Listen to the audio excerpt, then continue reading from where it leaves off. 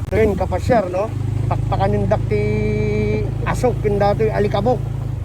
So ayan mga kapasyar, ano? May nadadaanan tayong tubig, no? Na galing sa bundok. Data kapasyaran. Dato'y day pag naanda, ato'y kidalanda. Dito'y kapasyar, no?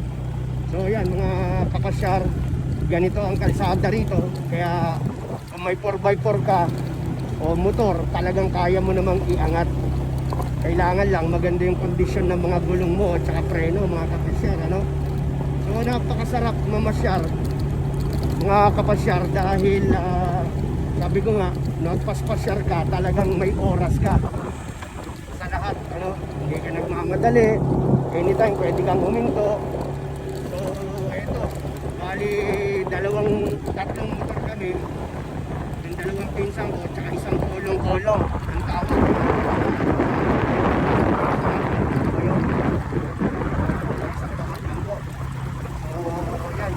Bali apat na sasakyan kami lahat. Ganito ang dadaanan na kalsada rito. Paangat, no? So hindi biro ito mga kapasyar, pero napaka-exciting. Kung gusto mo ng adventure, dito ka pumunta, no? So ito naman mga kapasyar, kung mapag-isipan nyo lang din na sa ibang lugar naman kayo mamasyal. Dahil dito sa Karanglan, marami tayong mga falls din dito, no? Na pag may pagkakataon, yun din ang mga ipapakita natin sa video para hindi nyo akalain na boring ang Karanglan. Kung makikita nyo, marami ditong tago na mga pwedeng pasyaran. So yan mga kapasyar, yan yung ginagawa natin para maipakita natin yung mga posible ninyong pasyaran dito sa lugar ng Karanglan, Nueva Ecija, no? Kaso nga lang, talagang lalagyan mo ng oras at araw yung panagpasyar mo dito dahil hindi biro rin, no? Pero masaya, masarap kung mga adventure ang gusto mo. So kung meron kang pan-trail na motor o kahit anong klaseng motor, kaya namang akyatin, ano? Kaso nga lang, talagang bugbog at masarap sa katawan ito mamaya pag uwi. Nararamdaman namin yung bugbog sa katawan, pero ito nga yung gusto naming adventure at dito kami nag-e-enjoy mga kapasyar ni Bagat, ano? So yan, continuous daw ito. Ayan, no, nasa paakyat kami ng bundok mga kapasyar, no? So tingin ko naman sa ibang lugar may mga ganito rin na scenery katulad, halos kapareho, no? Pero siyempre, ito ay sa Karanglan, Nueva Ecija ito na lugar na kung saan aakyat kami sa bundok mga kapasyar na may kalsada. So, hindi ko naman sasabihin maganda, pero para sa mga taga dito naiayos na rin to kahit pa paano. Basta may sasakyan kahit pa paano kayang iabot o madala. So ayan, medyo talagang pahirapan ng pag-akyat, tagtag. Pero di ba, sabi nga namin mga kapasyar, adventure ang hanap, dito ka, no? Dito tayo. Ayan, pasyarin tayo Isuda. Ayan na naman, paangat na naman mga kapasyar. So wala pa daw sa 1/4 itong tinatahak namin o dinadaan-daanan namin o pinupuntahan namin.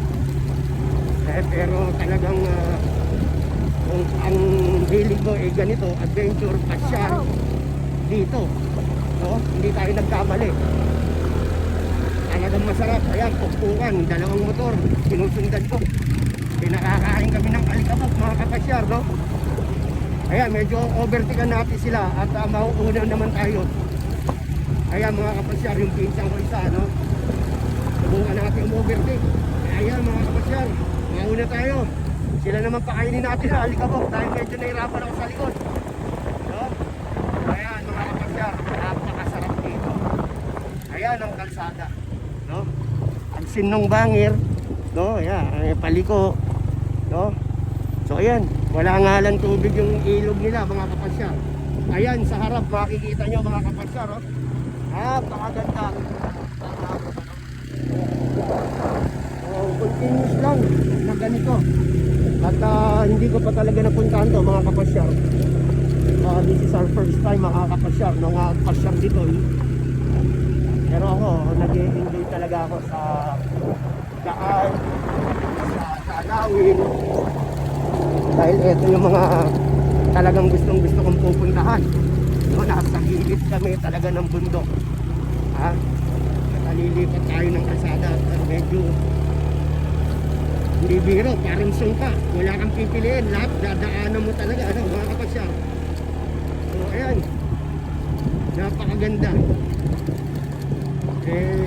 Nga lang, sabi ko lagi mga kapasyal, wag mag-aatin na hindi nakatulog sila sa kapatid nyo at pag nasiraan kayo, talaga sakit din sa ulo. Kaya bago umakyat, mag-check ng gulong, mag-check ng preno, ha? Para kahit pa paano iwas sa aberya. Pero sa pagpasyar, talagang kasama rin lagi yan. Kasama na may aberya. Kaya pagka nakapagpasyar kayo sa mga ganito, siguraduhin yung may kasama rin kayo para kung sakaling kailangan ng saklolo, eh may sasaklolo sa inyo mga kapasyar, ano? Kaya ano, napakalamig dito dahil na sisilungan kami ng mga punong malalaki, halo-halo. So, may akasya, may mga ipil-ipil. Ayun, finally mga kapasyar, may nakita ako sementadong kalsada. Akala ko all the way ito, medyo nakakatuwa. Kaya na, mas lalong natutuwa ako. Ito semento, no? Sa sobrang layo na pinuntahan namin, sementado, nasemento mga kapasyar. Ito na siguro yung sinasabi nilang bato na kung saan hinto tayo. Kaya mga kapasyar, dito pala may kubo. Napakasarap mga kapasyar, ano? So ito, welcome to General Luna mga kapasyar. Dito muna kami kakain ng tinapay at yung mahal namin bayaw ginutom mga kapasyar. Ginutom yung bayaw namin na ano. Siya yung nagdadrive mga kapasyar ng kolong-kolong. At dito natin siya hintayin mga kapasyar. Ito yung tinatawag nilang bato. Hindi nga talaga biro. Kita nyo naman kung gaano kalaki mga kapasyar, ano? Nakakatawa lang, ang dami namin dinaanan lubak pagdating mo dito sementado mga kapasyar. So ito pala mga kapasyar ang tinatawag nila ditong bulak. Bulak Falls, may araw pa, paakyat pa sigurado to mga kapasyar, no? 50 meters. Nandito tayo sa Barangay Luna. Nung makita yo kapasyar, itong baton to, nakakapagtaka kung paano napunta tong napakalaking bato na to dito. So sabi ko nga, first time namin talaga, no, ni Bakit na makapasyal dito. Ayan. Napakasarap, ano, mamahinga muna dito. Ayan, pababa yung pinanggalingan namin, mga kapasyar. Talaga naman, mga ipil-ipil. Ito, nasa ilalim kami ng punong akasya. So ito mga kapasyar, ano, ito na naman yung kasama natin sa pagpasyar. Yung KRV 180 mga kapasyar. So ito, mga kapasyar, ayan, yan. Nandyan yung mga marunggay natin. No? Yung uulamin natin mamaya mga kapasyar, nandyan. Okay, ito yung kubo. Ayun pala, ayun yung falls na sinasabi namin. Naku po, parang gusto kong magbabad muna. Mukhang madadali ang kapasyar. Ayun!